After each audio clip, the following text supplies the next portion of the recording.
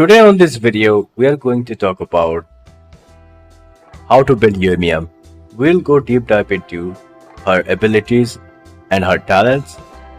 We'll go through her best artifacts, her artifact stats, her constellation, her best team comps. So let's get right into it. Yoimiya's elemental skill. Her elemental skill. So whenever Yoimiya uses her elemental skill, all her normal attacks will infuse with pyro damage. So when she uses her elemental skill, her normal attack will convert into blazing arrows, and her normal attack will be blazing arrows, and her damage will be converted to pyro damage. And this has a scaling of 161.7%, has a duration of 10 seconds, and also has a cooldown of 18 seconds, which lasts quite a long bit of time. So, and it has a very high scaling as well. Not just that, every time you use Yoimiya's elemental skill, he will also gain 4 energy particles. So that way, you can get your elemental skill up.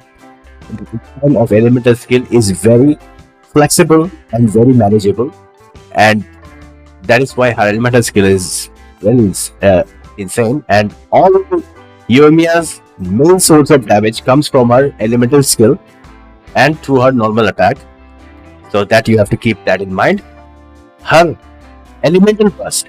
So when Yoimiya uses her elemental burst, all her normal charge and plunging attack, her elemental skill and elemental burst, or any other party member other than Yoimiya that hit an opponent marked by arrow's blade will trigger an explosion, dealing AoE pyro damage. So basically what it means is, every time you use a elemental burst of Yoimiya, she will mark arrow's place on that specific enemy, and when you switch to other off-field characters like Yalan, Xingqiu, or any other characters that you're using with Yoimiya or Bennett or any other characters, then they will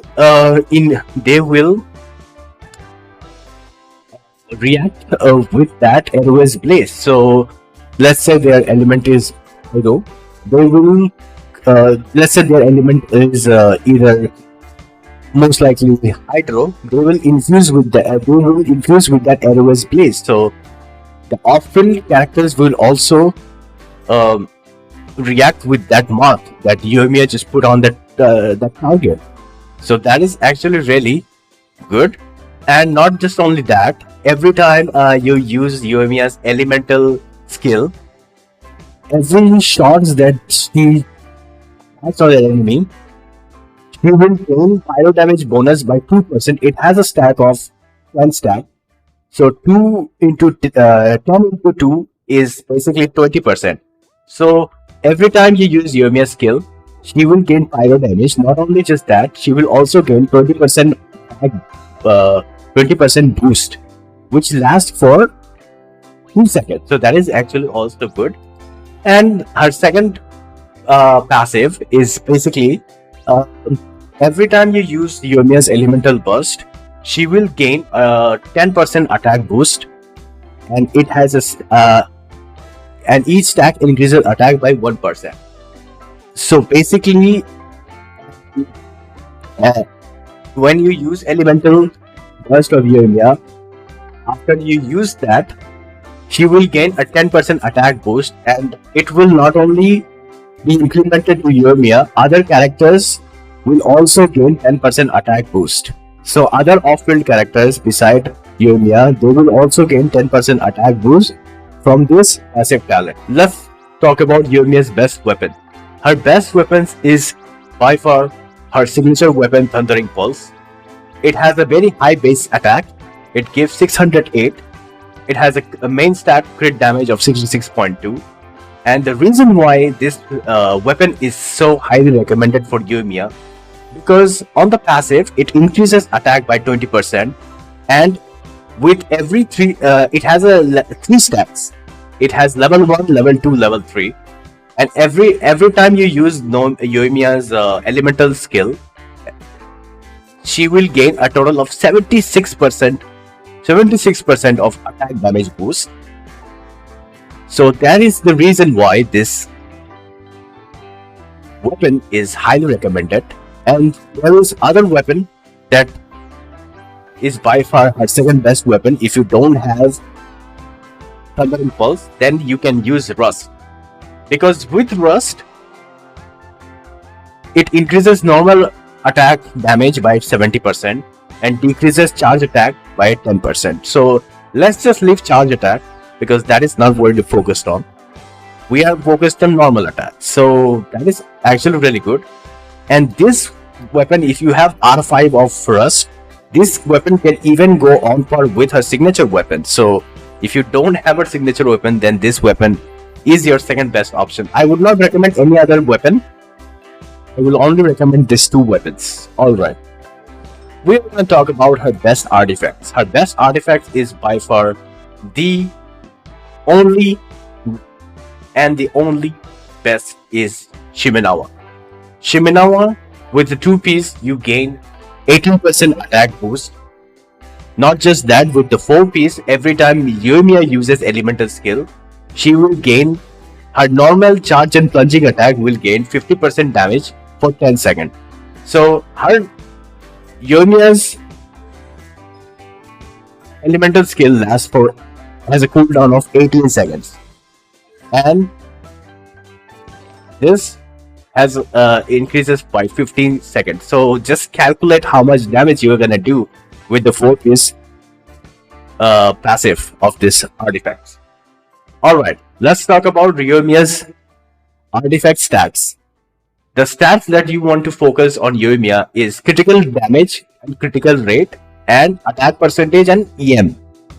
Alright, these are the 4 stats that you need to focus. Try to get these 4 stats on Yoimiya. Alright, and that is your main priority. On the sands, you have to use have to use attack percentage to get the most out of Yoimiya damage. Her goblet, below damage bonus, and her circlet, you have to use crit damage. I highly recommend using crit damage over crit rate, because Yoimiya ascends on crit rate. So I highly recommend using crit damage over crit rate. Alright. Let's talk about her constellation. Yoimiya's constellation, there's a lot of constellation in Yoimiya. Even Caesar Yoimiya is by far the best. But if you want to upgrade a little bit more and get the most out of Yoimiya, take Yoimiya a little bit further than what she is, then I would say her C1 and C2 are by far the best, because her C1, every time you use elemental burst of Yoimiya, she will gain 20% attack increase for 20 seconds. Her C2, every time Yoimiya so basically every time Yoimiya crits, she will gain 25% pyro damage bonus for 6 seconds. So these are by far the best in Constellation you can go for. I think you can stop at Constellation 2, and I think that is I would recommend. Her C3 and C5 increases her talent ability by 3 level. Her C4, every time Yoimiya uses her elemental skill, it triggers an explosion. It basically, her C4 decreases cooldown by 1.2 seconds, which is like decent. Her C6, so every time Yoimiya uses so in her C6, her normal attack have a 50% chance to deal 60% extra more damage. So that is not that great, I would say. Yoimiya best team are by far her Vaporized team, which you have Yoimiya herself, Yelan, Bennett, and Zhongli. What Yelan does is, Yelan is a Hydro character, and Hydro synergizes very well with Pyro. Hydro equals to Pyro is Vaporize, and Vaporize reaction are very strong in the game. And her best support is Yelan. If you don't have Yelan, you can use Xingqiu, or if you have Furina, you can also use Furina with her. Second best option is Bennett. He gives healing and he gives attack buff. And number 3 is gonna be Zhongli. Since Yoimiya is a single target oriented character, when you have multiple enemies, when you're using Yoimiya, she needs protection from other enemies. Since she will be focused on that particular enemy, you can swap you can attack multiple enemies at the same time, since she is not a multiple target character, you know. And since she's single target, you need a sustained character. So Zhongli is your best pick. If you have Zhongli, then he will give you a shield and he will keep Yoimiya alive, so, and protect from those enemies. So I feel Zhongli is your best pick. So these are my recommended team. If you don't have Yelan, like I said, you can use Xingqiu, either Xingqiu or you can use Point. So overall, I think Yoimiya is a very fun to play character. If you really like Yoimiya, you can pull for her. If you don't have a DPS character in your roster, then I would highly recommend Yoimiya. Yoimiya is very fun to play. And if you like this character, you can definitely pull for her. I really love playing with Yoimiya. I really like using the Vaporize team. And Yoimiya is very fun to play character. I think she's incredible. And you can definitely... Yoimiya will not let you down. She really does insane damage, especially for the single target. So definitely go for her if you need her. But she's not a must-pull character, because there are other pyro DPS as well in the game, and which are really good. And like I said, if you really like this character, then only you go for this character. Otherwise, you can easily skip her. But like I said, pull her only if you want to, and only if you like her. If you guys enjoyed this video, make sure to like and subscribe, and I will see you in the next one. Peace out.